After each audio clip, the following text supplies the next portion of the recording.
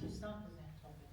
I thought because I studied tourism, Yeah. and I think user-generated content is very useful to know what people think about a business, a destination, a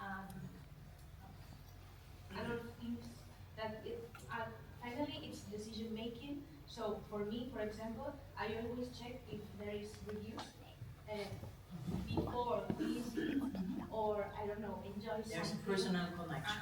Yes. Okay. And I also inside a project that the team missed reviews.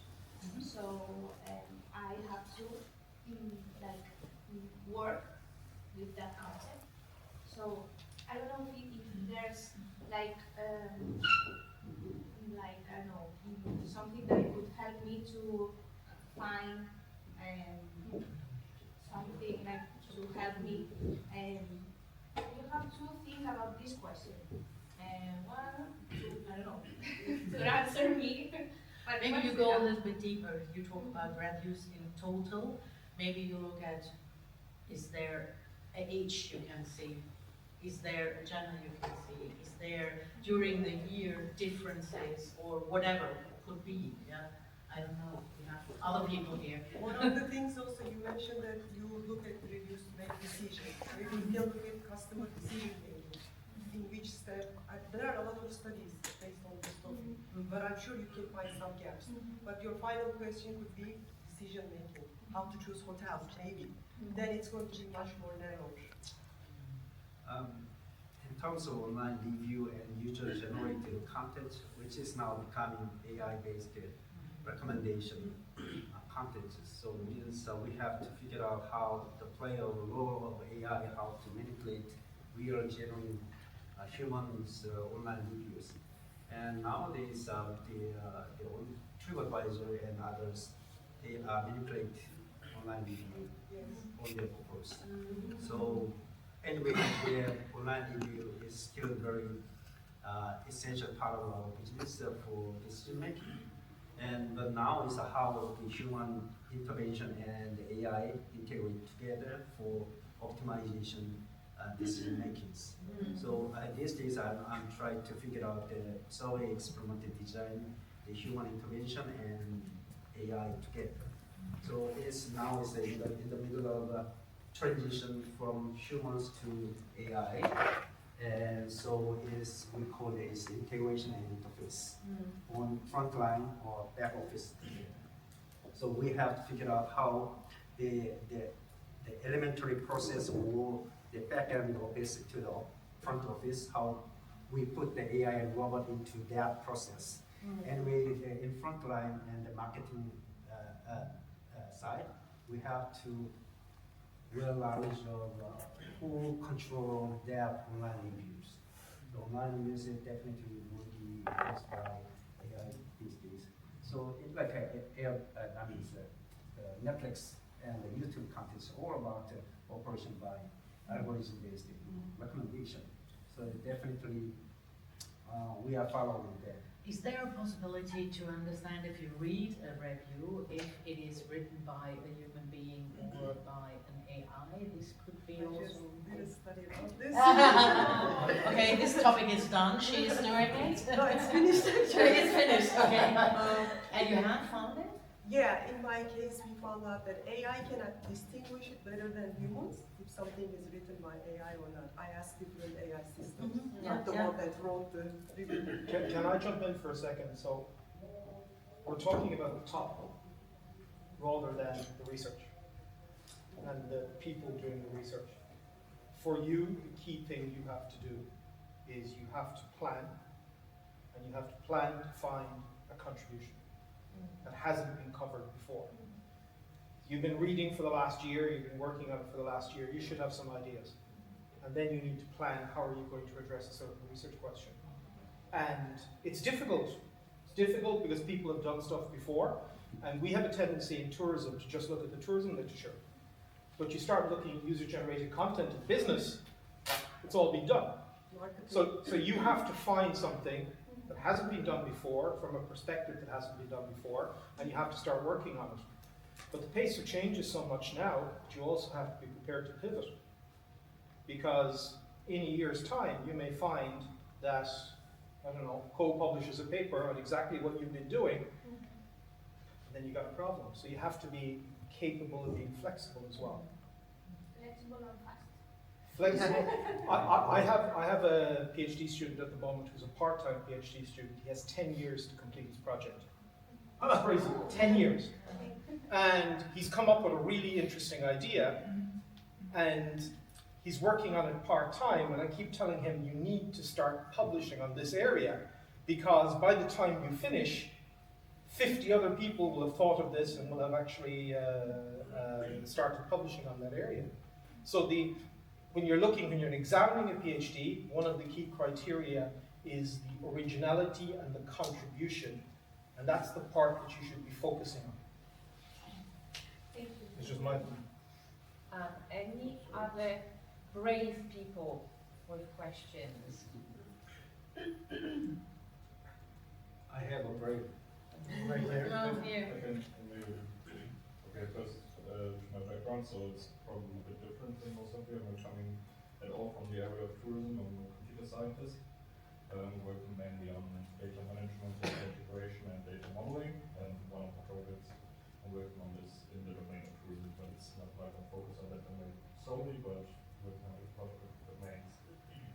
And actually, I just wanted to come to your point of you should be able to pivot.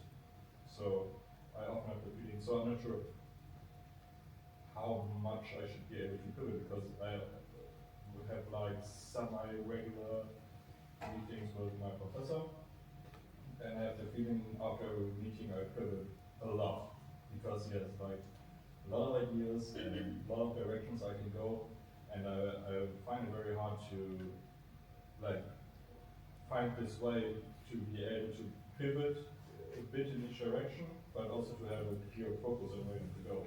So maybe you have any ideas on... I'm going to let you in on a secret. Okay. You know much more about that subject area than your professor. And as you go through your process, you will know more and more and more.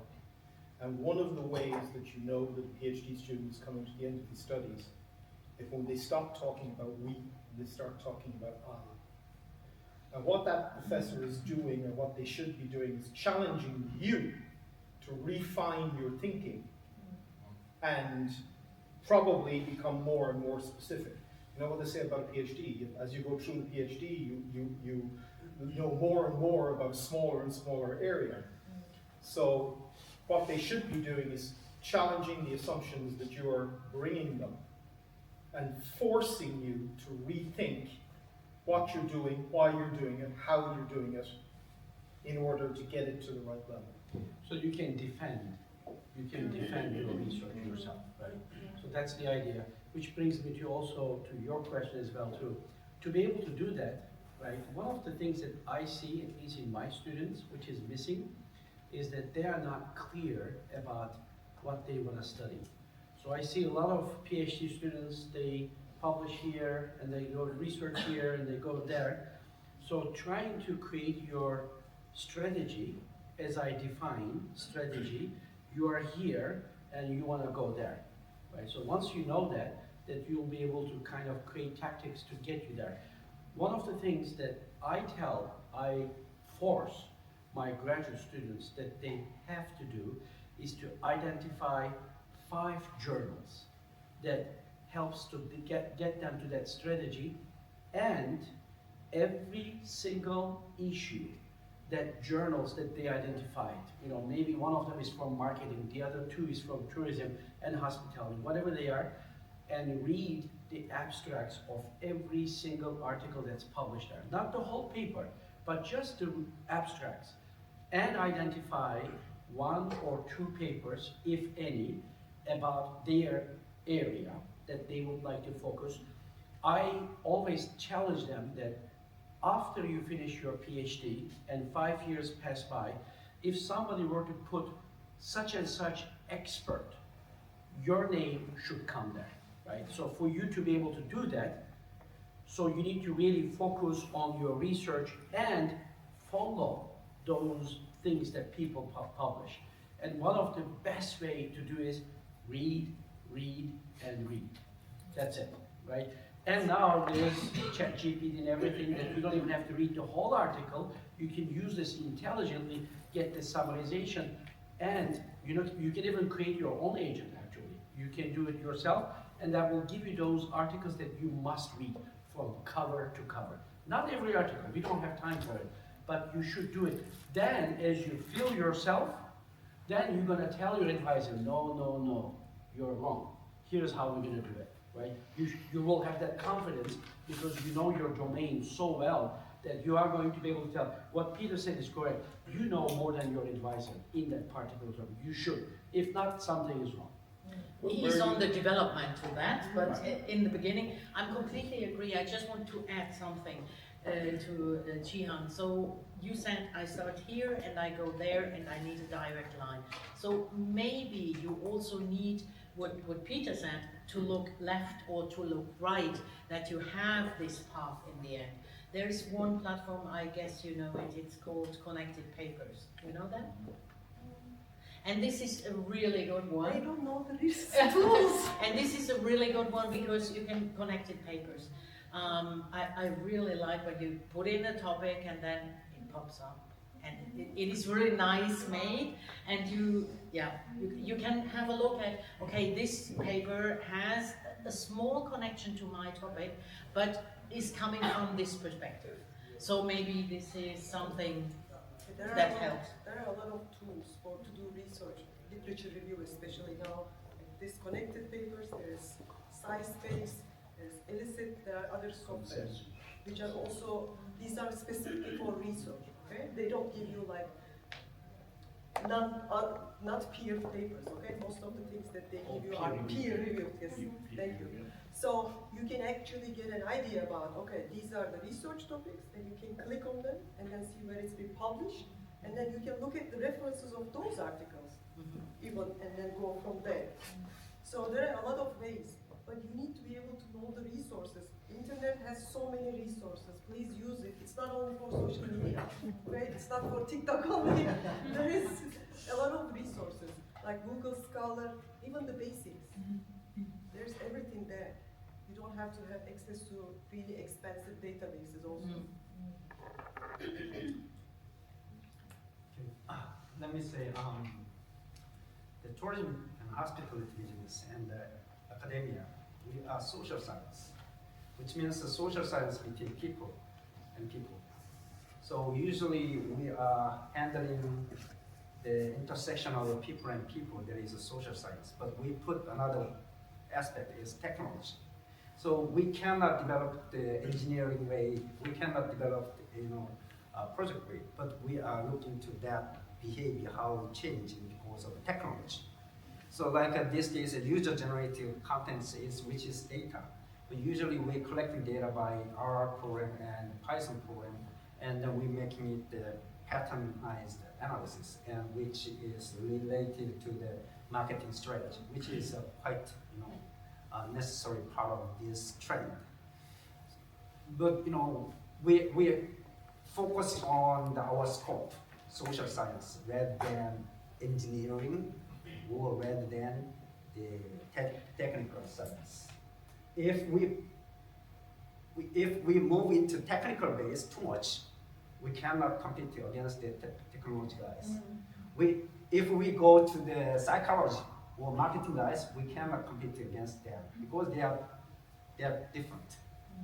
So I think so far we have to keep our domain firmly. Tourism and hospitality is ours, and then we continually collaborate with computer guys, MIS guys, and marketing guys, and psychology guys, how our domains can be more scientifically developed. There's a cause and result hypothesis development. Do you guys have, has anyone become all of a sudden brave to ask questions? No? I've got a question for probably what we could do is each of you could give a little bit of a take on that. these are all beginning students. If there was one piece of advice, the golden thing for the students that are at the beginning of the journey, what would it be? So I'll give you a second to just think about it. I can answer straight away. Let's start with you then, Peter. Start writing now. Start writing conference papers, extended abstracts, papers, even when you know nothing. Because the biggest challenge that most PhD students have is getting words down on paper in a logical manner. And generally you take something that's written by a PhD student at the beginning of their journey, and you take something that's written at the end. They could be written in different languages. So start really early, writing, writing, writing. You said you're a year in and you're about to do your confirmation. I presume you have to write a document for that? You're doing your PhD confirmation? Yes. Is that what you call it? What do you call it? This, we call it a confirmation in Australia. What do, Call it like comprehensive exams, or you have to write a paper like. you have to write a proposal? Proposal, okay. So, you should probably be finding right now that's a little bit like going to the dentist, because it's really, really difficult. Yeah. If you start writing from day one, even if you're just throwing it away, getting your supervisor to read it and throw it away, it helps. It's practice, practice, practice, and it becomes easier. So writing, I think, logical, academic writing is really, really tough. So you need to do it again and again and again. And just to build on that, there is something called fear of white page. And I think if you find what works for you to overcome that fear of white page, you're kind of on the right track, even if it's bullet points or something that is just sort of fleeting thoughts and things like that, and all of a sudden that white page is no longer white. So in a way, it's finding also mechanisms to cope to enable you to write even the sort of early stages. So yeah, a great piece of advice, definitely. Have you thought of something? Yes, normally I advise my students, if they start a process, to put somewhere in your room, in your flat, whatever, big pieces of white paper. And every day when you walk around, you just put a word up there. Like, okay, I'm working on this, I'm working on that. And then you try to draw lines. What is the connection from this topic to that topic? Like that. So this is before Peter's advice, but you can do it while you are writing. Just put everything there. You can also put things away, you can, yeah? And the other thing, what I always tell my students is, if you are able to explain your grandpa, what are you doing, then you have understood the topic. Don't use special words, yeah? Just go like that, hey grandma, and you have 3 minutes, a cup of tea. And then you are really into your topic, yeah? I agree with both of these things, and in order to come to that point, you really have to write. Yeah, This is the main thing, you know, Yeah. because we're always like reading and reading. Reading is the utmost important. You have to read, definitely. This is one of the challenges that I find that most of my students are unable to read because it's too long, it's too boring. You have to read, okay? It's not a video. Yes, there's, and don't rely on technology too much also. Of course, yes, you can use ChatGPT or other things, but they are just tools, okay? Also connected papers and other things. You have to be the expert in the domain that you're doing your research on. So read, write, and by writing you're going to get much and more, your ideas will become much more clear. Otherwise you're always like thinking, for 1 year you can read, 10 years you can read, and then you will never come up with anything. Because things are changing all the time, but please put things on paper, then you discuss with your supervisors, with your colleagues, other professors, then it's going to become clear. Remember, people learn in different ways. They've got different learning styles. Some people are reflectors. That means you read Yes. and you need to think about it. I'm a pragmatist. I need to do things. So I read and then I write something straight away. I need to take action in order to reinforce what I have experienced or learned. But like looking into learning styles, you can do a simple online test to see what learning style you are, that may help you as well, in terms of how you actually interact with, you know, how you create things. I have several PhD students at the moment, and they're very, very different from each other. Some of them are very, very productive in terms of producing words, maybe not good words, but they produce words. Yes. There's other people, there's one guy who he goes off and he disappears, and then he'll come back with a page which is just brilliant. While some of the others will write 20 pages which are, So, you know, understanding how you actually learn as well, I think, is important. I would quickly add something to you. I'm a person who learns while talking. So don't talk only to your advisor, talk also to your friends, to your grandma. This is what I wanted to highlight, that you get deeper into your topic and that you can defend your topic and explain your topic. This is, because if you're only in this academic bubble, everybody understands you, I know what you're doing, but other people are asking back. And this is what you need. I think we have a Yeah. question with regards to what's been said. Indeed, very good. Good afternoon, my name is Marit de Vries. I'm a teacher at Hoger Management School Leeuwarden and currently doing my first baby steps in a PhD journey. And I'm looking into the area, okay, how can AI shape the future of revenue management? And then specifically building towards a new small, medium enterprise business model, hopefully. But what I'm curious about is actually two things. A, how do you deal with all the criticism from all the persons around you on your topic? Because that's what I found already difficult. And second one, how do you allocate time in order to write? Because that fair white paper, I am allowed to do in one day my PhD by publication in the end, but so time is limited. But how are you going to do how do you make effective use of your time? Can I answer the second question first? Yes, please. Second question is you give yourself deadlines, which are, you're going to submit a paper to this conference, and if it's due on Friday at 5 o'clock, you know what? It will get done by Friday at 5 o'clock. The second question is you nod sagely, you listen, you think about what they said, and then you decide for yourself whether their criticism is valid or not. Criticism is really useful. I would prefer to have criticism than have no comment. So I think it's useful feedback as long as it's constructive. But like, you know, we've all had this this experience where you submit a paper and you get back a comment which says the literature review is not sufficient. Okay. I don't like the color of the ink you used. It's almost to that level. So that's not constructive criticism. In tourism hospitality journals, unfortunately, you get, I won't say a lot, but you get some of that.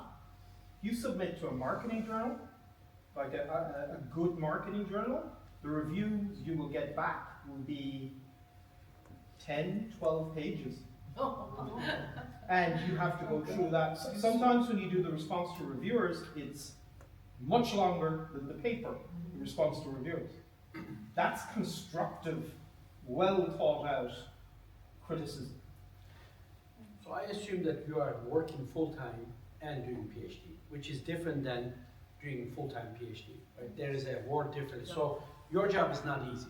I mean, I can tell. Even doing PhD full-time has a lot of challenges in terms of time management. Yours is even more, right?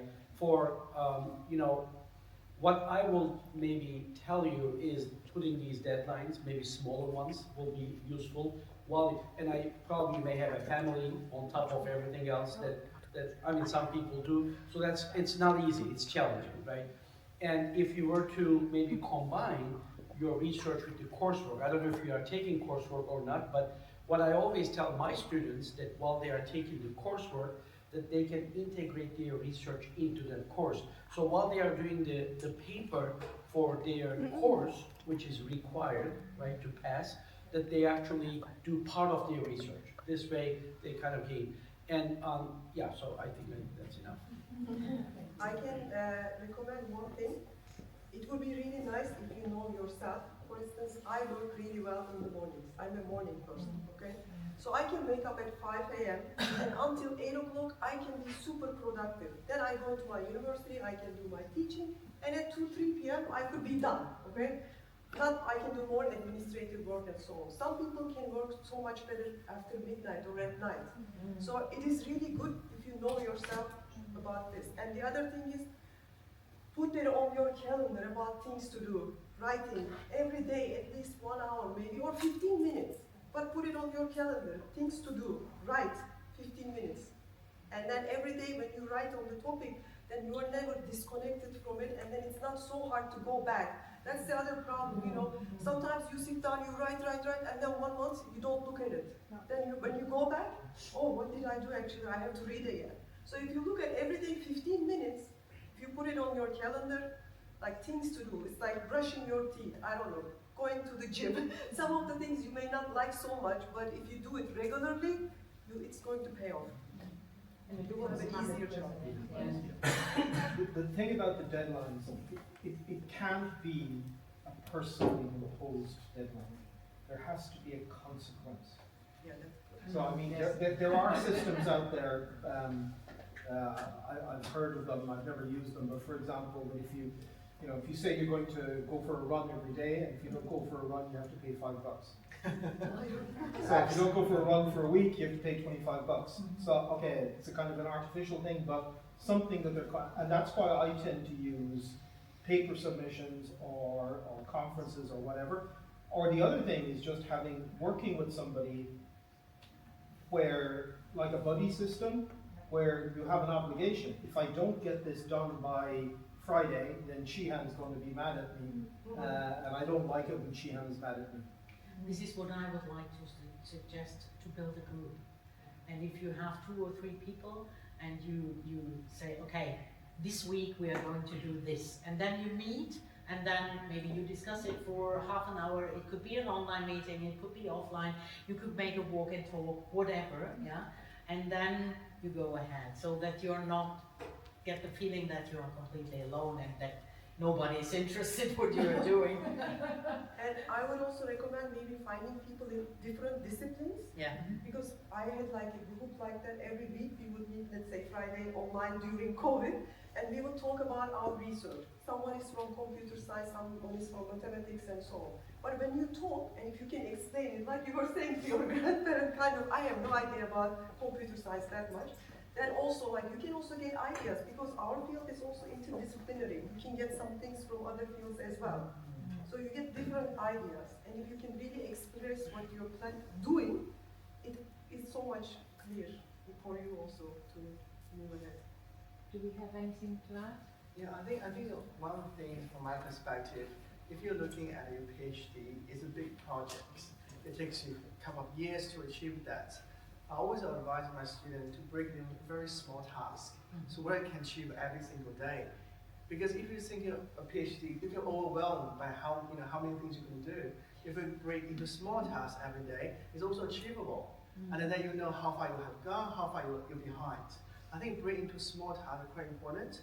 So you should have one write down what you do each week, or every day for small tasks. So when you achieve it, you feel very satisfied. I'm making progress. But if you haven't achieved, I'm a bit behind. I need to catch up. I think breaking small tasks are quite critical. Because if you look at PhD, some of you may have a few studies. Some of you have to do like 100 interviews.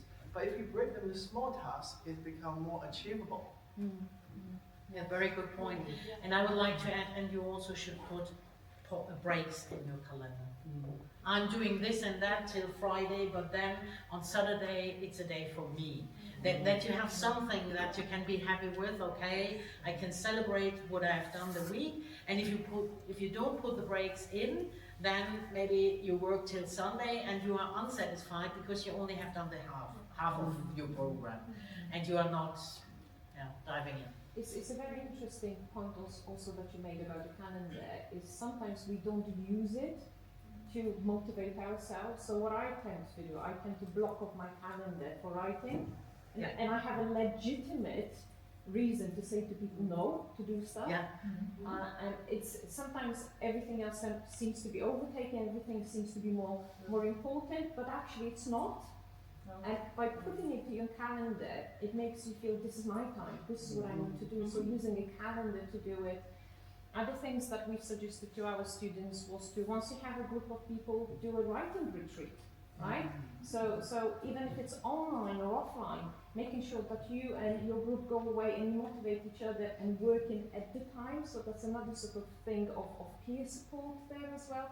To tackle some of the issues, whether it's fear of white page, whether it is motivation, whether it is anything really, it's just trying to find those coping mechanisms that work for you really, because everyone is different, isn't it? I don't know whether, for example, in the US, something like what writing retreat even exists, but it does exist in a sort of a British institution. So again, it's something that you need to find that works for you. Can I just jump on this? It does exist at our place, for example. We have writing groups that can get together. This could be faculty members, graduate students. If you choose not to be in your office, you can go to a designated place at the library. They provide everything. It's like a big lounge. You just sit there, you get your corner, you sit down and you just keep writing. So that designated time is absolutely important to write. Otherwise, you won't be able to find that kind of personal time. If I may add one more thing. You talk so much about managing your time and schedule. For those PhD students, someone who has worked with a lot of PhDs and master's students in my life, being an old person now shows up. So I think you have to find time to yourself, to relax, to enjoy, because it's not all about your journey, but I think it's your personal time. So maybe someone who's done research and followed offline. If you don't find time to yourself, you're not going to enjoy a lot of things that we're talking about. So make sure that you have your special time to yourself to enjoy whatever that could mean. A cup of coffee with a friend, or writing, or talking, or walking, or staying home cooking, whatever it is. Don't neglect that. I think that's extremely important in graduate school.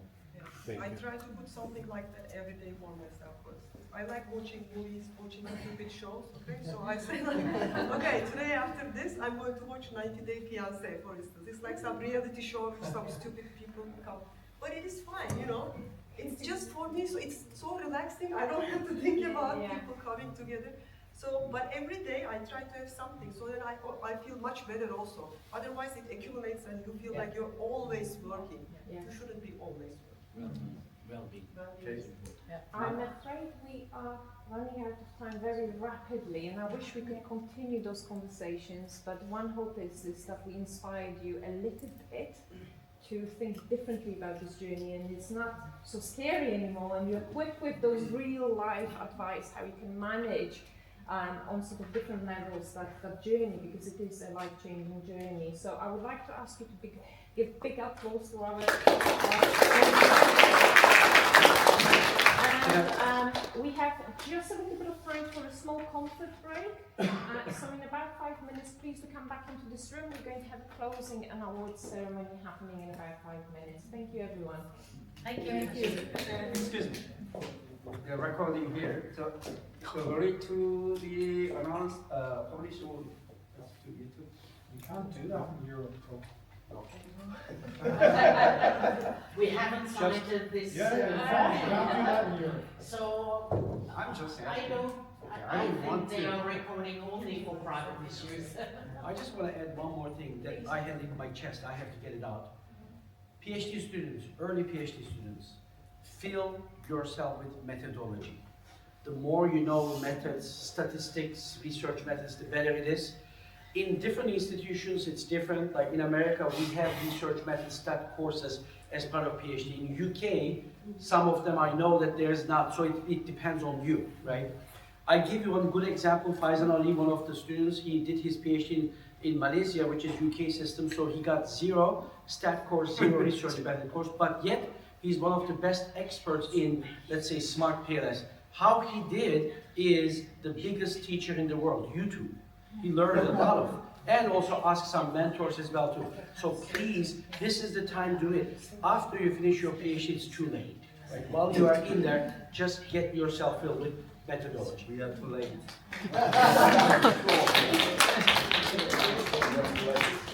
I think it's See you later. I know every day